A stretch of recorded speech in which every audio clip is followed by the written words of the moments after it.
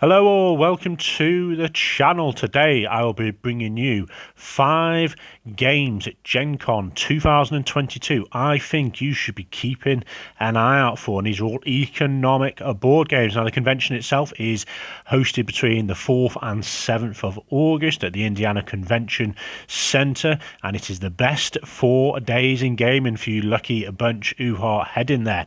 So the first game I think you need on your radar at number 1 is Dom Pierre, and I've spoken about this before in some of my top 10s for the year, and this one is where you are planting, harvesting, producing and selling and distributing your best champagne all over the world. That's 2 to 4 players, says it takes about 60 to 120 minutes, and it's on that heavier complexity side. Now in this game you're responsible for one of the oldest champagne maisons, producing and selling wine all over Europe, not to mention the other side of the Atlantic, and you've got this local economy that'll be boosted, and you'll have employment that'll be increased, and your brand will become more universally recognized, it says. Now to make all this happen you will require a chain of actions that start in your vineyard.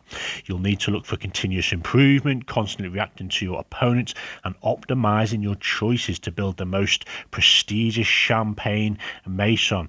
Now in game turns it says on a turn you move up a disc on the winery game board and you perform an action, with the actions becoming more powerful as the game progresses, and you'll plant in your vineyard, harvest crops, buy grapes from neighbours and make wine in your cellar, some more valuable than others, and then you have a chance to allocate salespeople on some of these market routes and workers in the vineyard and cellar, and basically acquiring the necessary accessories to improve your production. And there's a snap of the board here, and we've got another snap of some of the pre-production stuff. So yeah, very much looking forward to this one. If you get a chance to play this there, I think you need to. Okay, the second game I think you need to be keeping an eye out for is a fantasy based game, but it is economic, Orconomics.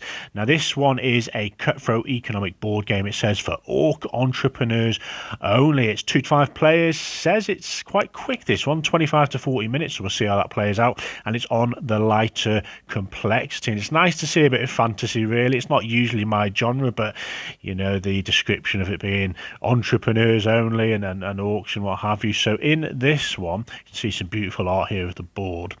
You'll be diving into the world of business and a vortex of competition. It's a fight to be the best and build up your companies with your strong green hands, it says, and bargain to the bitter end with your rivals. Legends will be told of your glorious business ventures.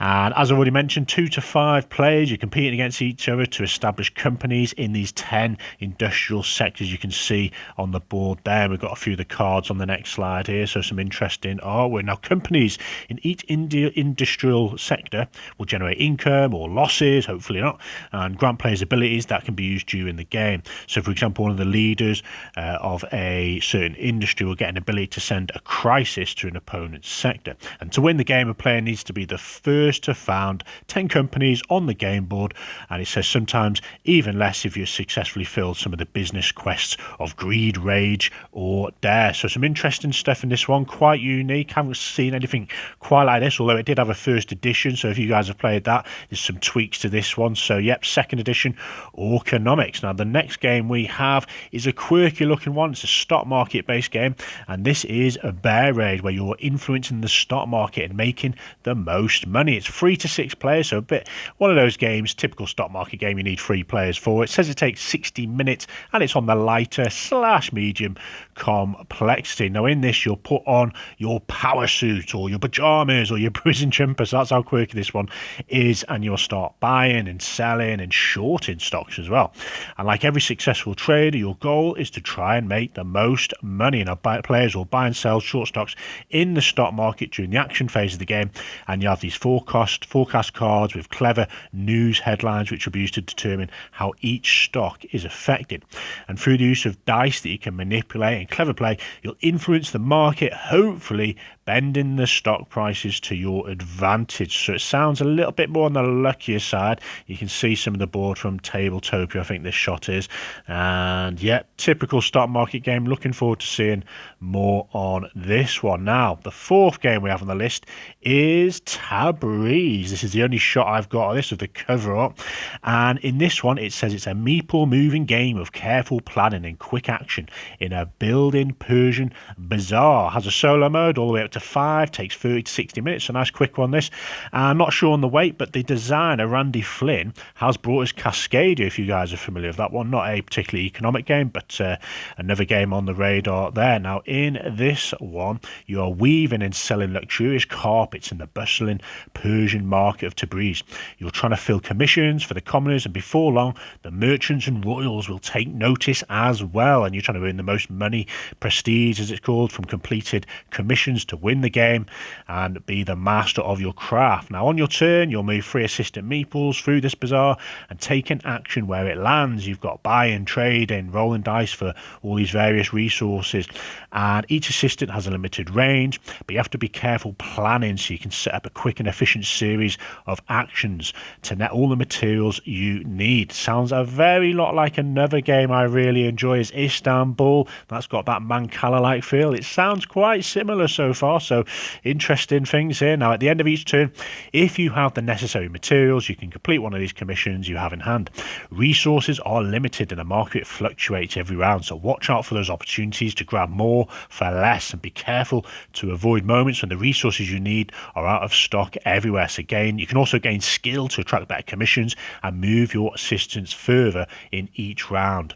Now, when any player completes 9 of these commissions or gains the maximum 14 skill, then the current round is finished. You get one more turn round and see who has the winner. And it's also got this AI for opponents as well, of this sort of solo mode. So very interested to see this one. I haven't really seen a lot else on it. And the final game, which I have spoke about before, I have still yet to play, and I really like the predecessor to this. This is Sky Mine. So it's based off the Mombasa game, which I absolutely love. Alexander Pfister there, very popular name in gaming. And this is about mining on the moon and investing in promising companies to make yourself a fortune.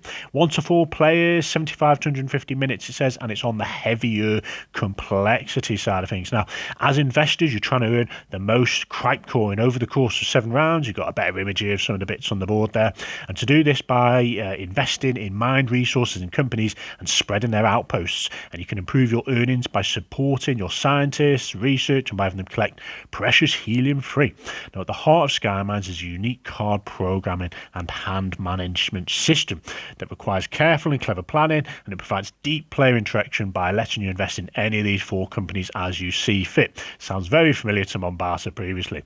Now, as this combination of company ability changes each game, there are endless synergies and strategies to explore. Sounds ace, and I can't wait to get my hands on this and give it a go. And that is it, guys. 5 games I really think you need to keep an eye on, and I hope all you guys attending the convention have a fabulous time. Bye for now.